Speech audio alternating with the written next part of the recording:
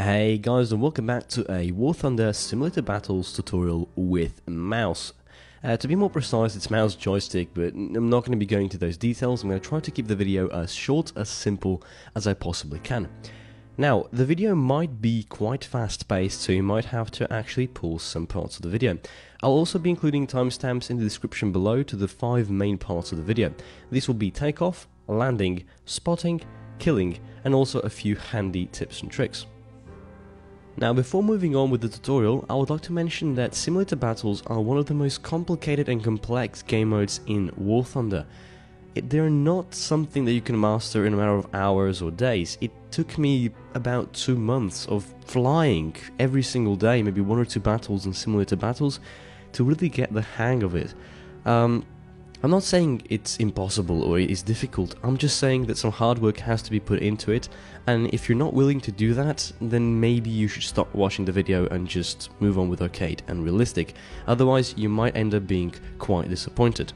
Also, simulator battles are not extremely rewarding when it comes to lines or experience, but they can be if you basically utilize the aircraft in their best possible way. Now, one thing I might also put out here is that the majority of the video will be happening in test flights. Why? Because that's where you should be testing planes as well. There's no point in testing if you can take off and can land in an actual battle, where if you die you're going to actually lose lions. Now, in order to keep the video nice and short, I will not be including the controls in this video.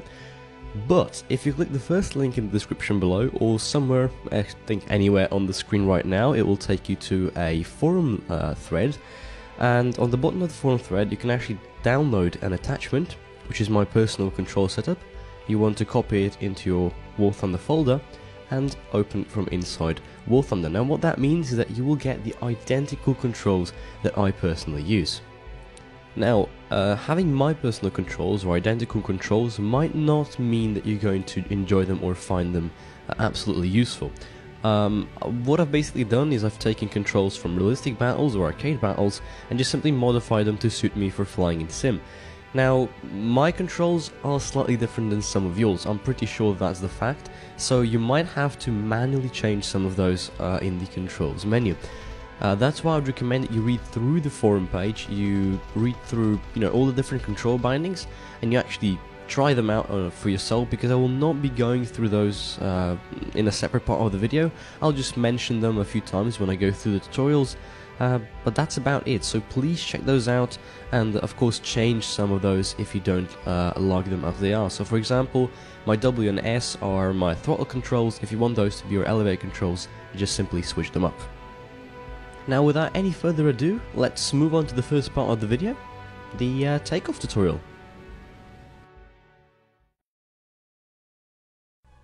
Okay, so to start your takeoff in a simulator battle, what you want to first do is press I to start your engine, and then accelerate gradually. So start with about 30%, your plane should start rolling forward. Also, it will start to turn towards the left or towards the right, depending in which direction the propeller is spinning. You want to correct that by using a little bit of rudder. When you feel comfortable with the direction of the aircraft, you can start accelerating to something like 60%, and then later on to 90 or even 100. I would recommend you don't wep when you're taking off from an airfield. You might actually spin the plane out of control, and you could crash upon takeoff. It has happened. And the plane should take off. You want to put up your flaps, put up your gear, and that's it. Now, taking off from a carrier is a slightly more complicated thing, but it follows the same principle. So turn on your engine, accelerate instantly to 100%, don't wep, and you have to use that rudder a little bit more aggressively this time to make sure that you don't clip your rings into the control tower on your right. But again, put up your flaps and your gear immediately after taking off to prevent any kind of drag to drag into the sea, and you're done.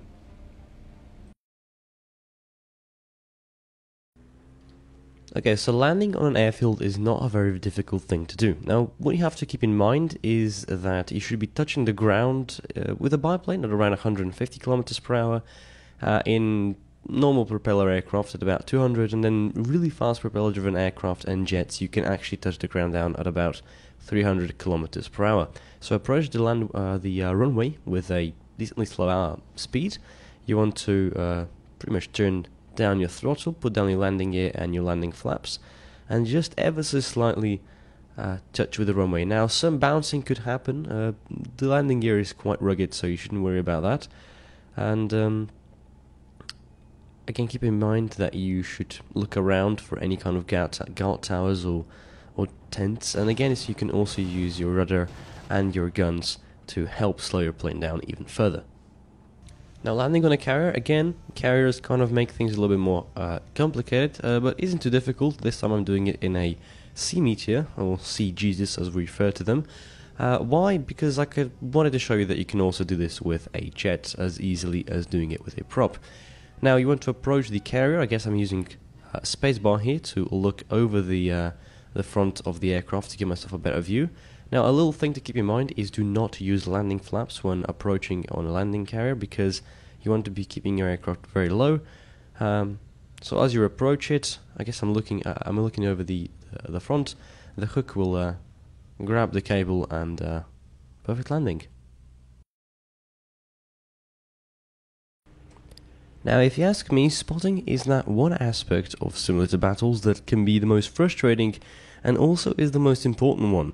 Without a good spotting, without a good eye, without finding and locating and also identifying your enemies, you just simply won't be able to get any kills.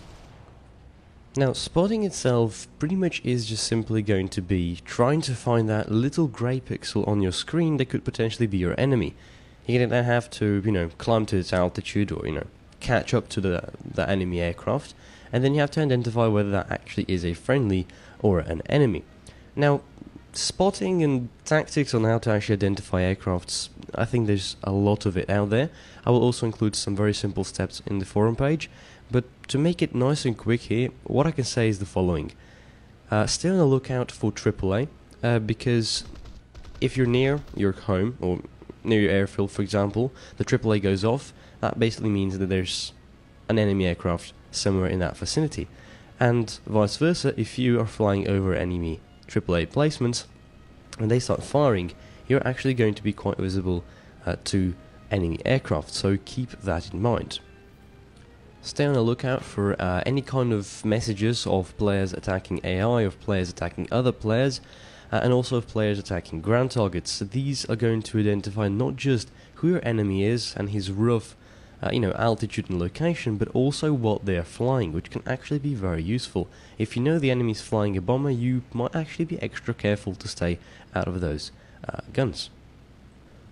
In general, the spotting system, the way it works, might not be the most optimized one, but I would recommend that you take more and more practice. You should be pretty much dedicating the majority of your time flying in sim battles to spotting enemy aircraft. Why?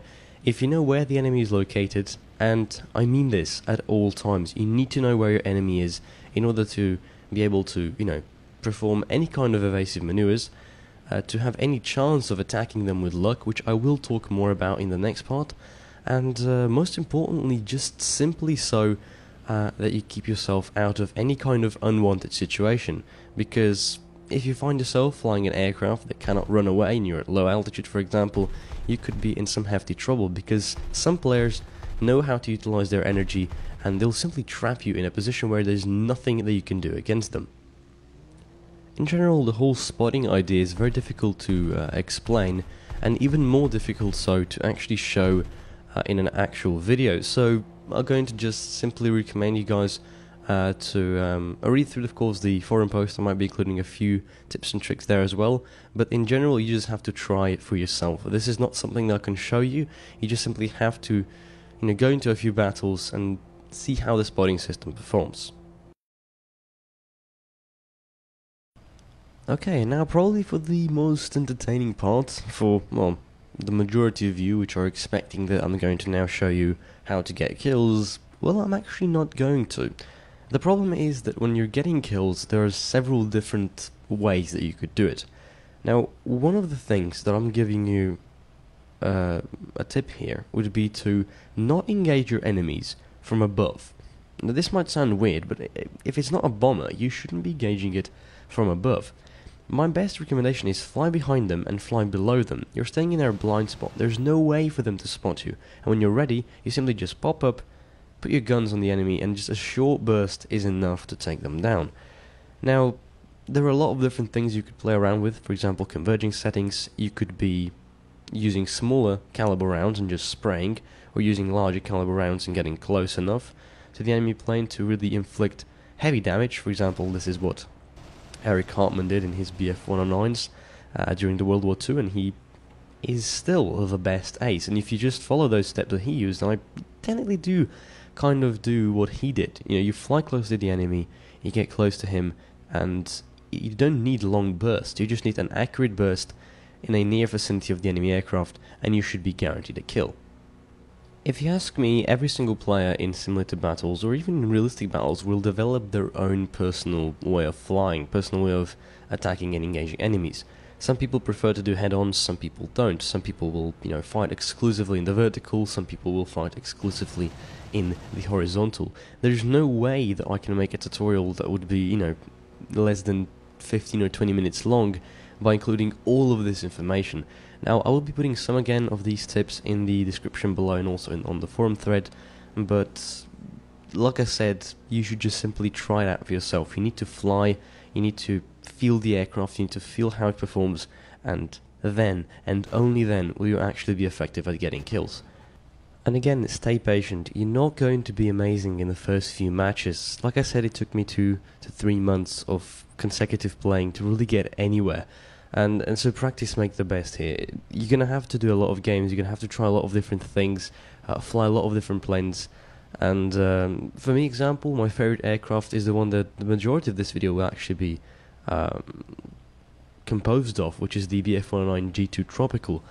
This plane just simply has, from my personal taste, the best combination of guns, the best speed that I could get at that tier, has a decent matchmaker, and it is just overall a very enjoyable plane to fly. It's stable, it doesn't go into flat spins, and it feels very comfortable to fly. But maybe this is not the plane you want to fly. Maybe you're a Spitfire person. Maybe you want to fly jets using this setup. Maybe you want to fly biplanes. Again, it is an individual pick. Every single person is different to the way they're going to be flying in sim battles, and that's why it's very hard to make a united rule saying this few steps are going to lead you to success. So I'm leaving this part of the tutorial kind of open to your own personal minds, and I think that if you do get to the solution, get to the the way of flying that suits you, it would actually be a lot better solution than if I just hand it to you, because the solution that I might hand it to you is a solution that works for me. And like I said, we all fly in a different way. So as much as somebody is going to say don't do head-ons, I'm, for example, a person who loves doing head-ons, and so making a kill tutorial is a very individual thing.